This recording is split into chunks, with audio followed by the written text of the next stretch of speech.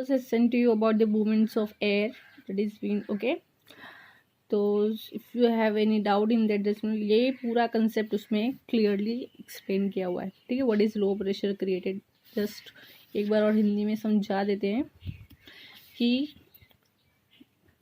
During hot days, ठीक है, during hot days क्या होता है, ज़मीन गर्म हो जाती है. ठीक है, ज़मीन गर्म होगी तो उसके ऊपर की हवा भी गर्म हो जाएगी. सो air also get warms up. और कोई भी गर्म हवा होगी वो हमेशा जब भी गर्म होगी तो वो लाइट हो जाएगी. कैसी होगी, एयर वार्म होगी तो कैसी होगी, लाइट हो जाएगी. ठीक है, लाइट होने की वजह से वो हमेशा ऊपर की तरफ मूव करेगी.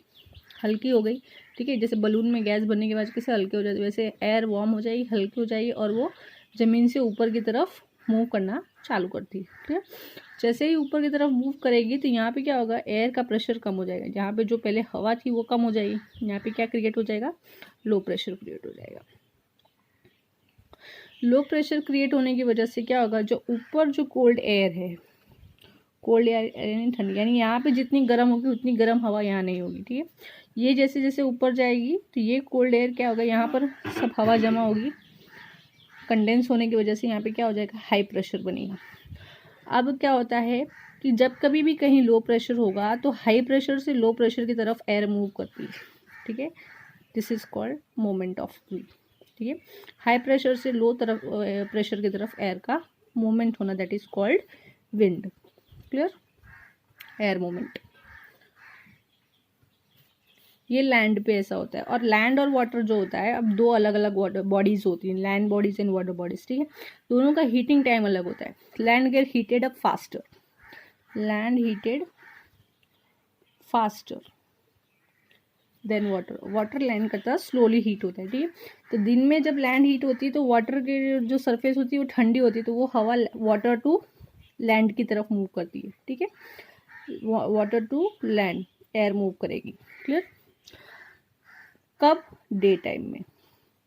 रात में क्या होता है कि लैंड जितनी जल्दी हीट होता है उतनी जल्दी ठंडी भी हो जाती है. ठीक है, रात के टाइम पे. तब वाटर क्या जितना धीरे धीरे गर्म होता है उतनी धीरे धीरे ठंडा भी पड़ता है. ठीक है, अब क्या होगा, यहाँ पे टेम्परेचर कूल होगा, यहाँ पर टेम्परेचर हाई होगा, तो हवा कहाँ मूव करेगी, लैंड टू वाटर. कब, नाइट टाइम में. Understood. Okay, this is what the happens in the coastal region. Coastal region यानी दरिया किनारे वाले रीजन, वहाँ पर ऐसा होता है, दिन में हवा लैंड की तरफ आती है और रात में लैंड से पानी की तरफ जाती है. ठीक है, क्यों होता है, बिकॉज यहाँ पे लैंड हीट हो जाती है तो वही हाई लो प्रेशर क्रिएट करती है, हवा ऊपर चली जाती है और ये ठंडी हवा नीचे आएगी. Then it will move from, तो यहाँ की जो हवा होती है वो कूल होती है, it will move from here to here, और लैंड हीटेड अप हो जाएगी तो रात में वो वाटर को यहाँ भेजेगी. Sorry, land will cool faster at night, cool faster at night. ठीक है, सो वो वाटर नहीं होता है रात में जल्दी ठंडा, सो लैंड से एयर वाटर की तरफ जाती है. Clear, this is what is explain in this chapter. Okay, इतना टॉपिक में ये एक्सप्लेन है, रीड करना.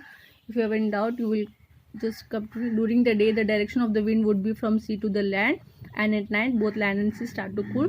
Water cool down slower than the land. The air above the water would be warmer than the water above the land, so it will move from land to the sea water. That exactly the same phenomenon explained here. Okay,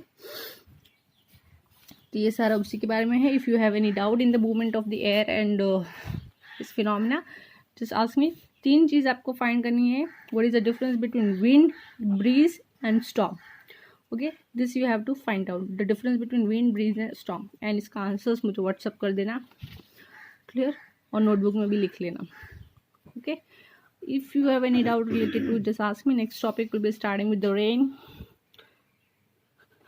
कैसे rain आता है, what is rain. Okay, ये सब बहुत easily आपने पढ़ा हुआ है लास्ट 5th स्टैंडर्ड में से, रेन कैसे होता है. ओके, तो लेट वो स्टार्ट करेंगे नेक्स्ट क्लास में.